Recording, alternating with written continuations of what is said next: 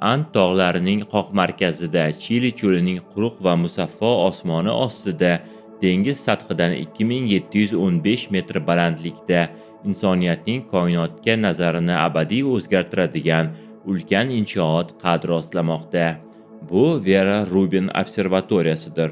Koinotning eng katta va eng sifatli suratlarini olishga mo'ljallangan bahaybat teleskop endi shu manzilda joylashgan. Shu yilning 23-iyun kuni ishga tushirilgan ushbu yangi texnologik mo'jizaning yuragi uning noyob uch ko'zli tizimi bo'ladi.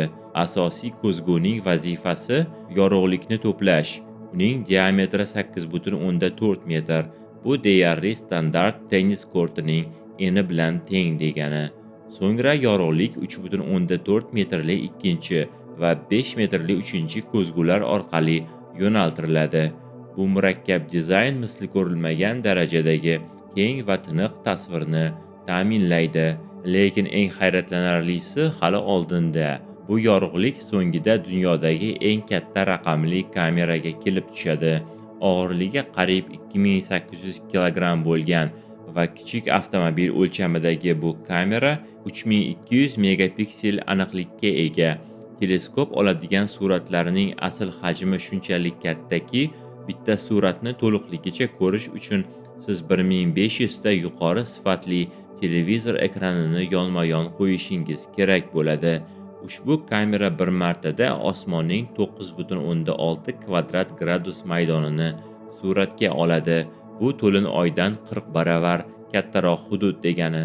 Observatoriyaning asosiy vazifasi etib 10 yil davom etadigan Legacy Survey of Space and Time deb nom olgan loyihani amalga oshirish belgilangan. Uning maqsadi Janubiy yarim sharning ko'rish mumkin bo'lgan butun osmonini har bir kechada bir marta to'liq suratga olishdir.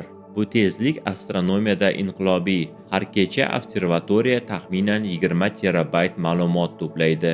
Taqqoslash uchun bu har kuni 10,000 soatlik yuqori sifatli videofilm yozib olish bilan barobar.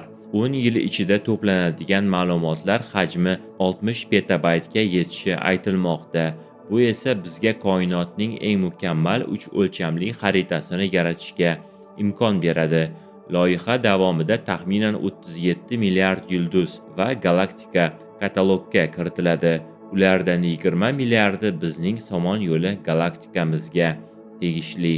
Observatoriya yig'adigan bunday ulkan ma'lumotlar to'plami ilm-fanning bir necha sohalarini oldinga siljitishga yordam beradi. Birinchidan, observatoriya bizning quyosh tizimimizni misli ko'rilmagan darajada batafsil o'rganadi.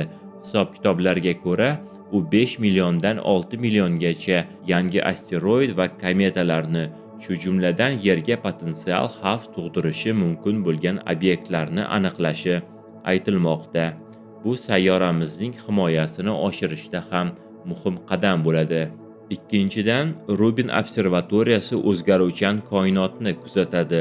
U har yili minglab yangi tug'iladigan yulduzlarning portlashini qayd etib boradi. Bu bizga yulduzlarning hayot siklini va koinotdagi kimyoviy elementlarning paydo bo'lishini tushunishga yordam beradi. Bundan tashqari, teleskop Somon yo'lining eng batafsil xaritasini tuzib, uning tuzilishi, evolyutsiyasi va kelib chiqishi haqidagi bilimlarimizni oshirishda yordam berishiga umid qilinmoqda. Observatoriya o'z davrining eng ilg'or kuzatuvchilaridan biri, amerikalik astronom Vera Rubin nomi bilan atalishi bejiz emas. U galaktikalarning aylanish tezligini o'rganib, astronomiyada yangi sahifa ochgan edi. Endilikda uning nomidagi rasadxona milliardlab galaktikalarni kuzatib, ularning ishini yangi, yanada kengroq miqyosda davom ettiradi. Xulosa qilib aytganda, Vera Rubin observatoriyasi bu inqilobiy texnologik mo'jiza. Undan umidlarimiz katta. Uning yordamida biz hali koinot haqidagi tasavvurlarimizni bir necha bor qaytadan ko'rib chiqishimiz aniq. Keyingi videolarda ko'rishguncha. Xayr.